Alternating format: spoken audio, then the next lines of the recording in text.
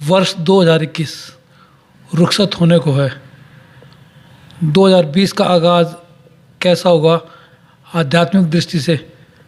नव वर्ष काफ़ी उत्साह लेकर आने वाला है। इसी को लेकर हनुमान जोड़ी मंदिर के महंत चंदास जी से बातचीत करते हैं।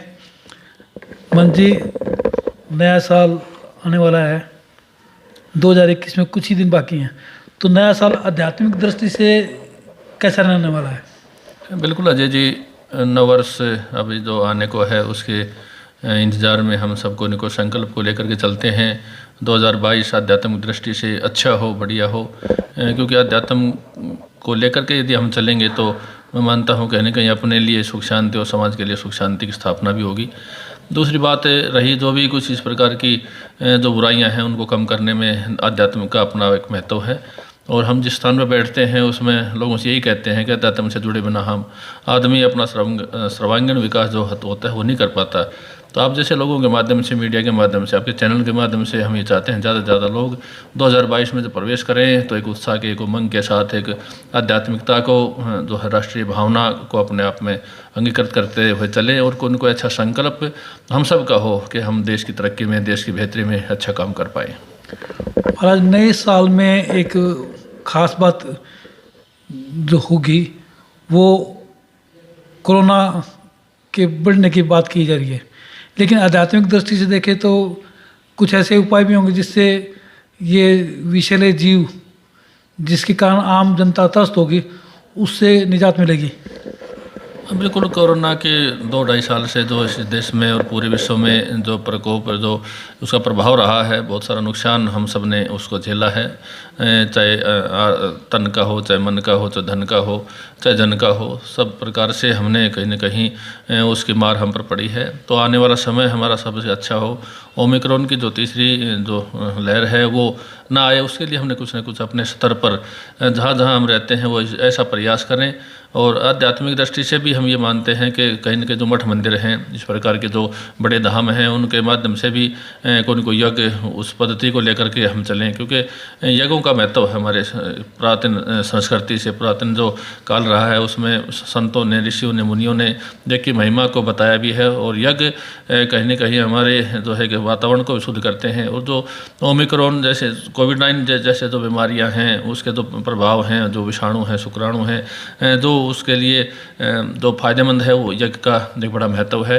और यज्ञ में बहुत सारे प्रकार की जो है जो ज़रूरी चीज़ें हमने डालनी चाहिए, चाहे उसमें बड़ी इलायची है, लौंग है, उसमें गूगल है, लोबान है, अनेकों सामग्रियों से जो यज्ञ चलेगा। देसी घी यदि हम उसमें लगाएंगे तो उसके प्रभाव को हम कम कर पाएंगे।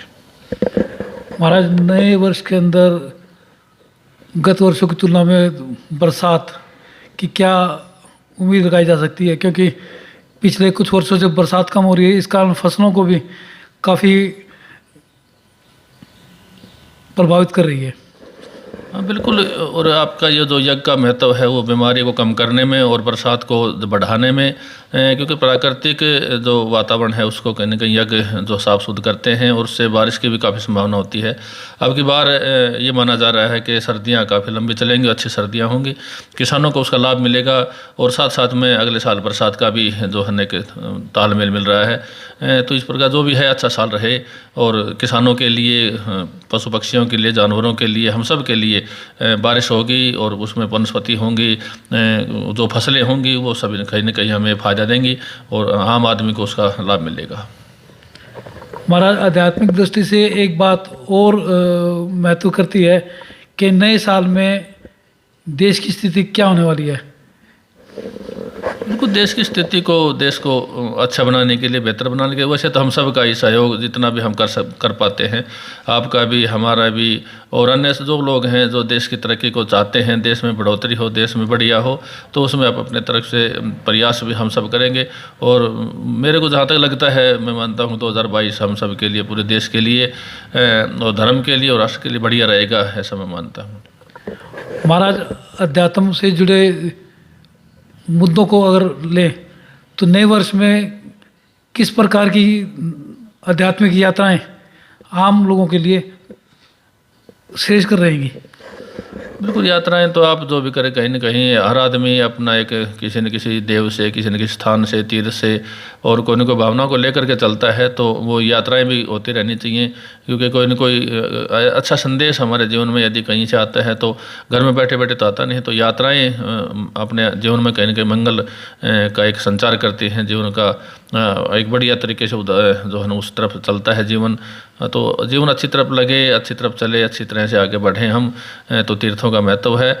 बाकी ये ज़रूर है कि आप अपने जीवन में कहीं न कहीं सद्गुणों को, अच्छे गुणों को अपने जीवन में लेकर के आएंगे, तभी आध्यात्मिकता भी बढ़ेगी और देश की तरक्की और देश का जो है विकास होगा।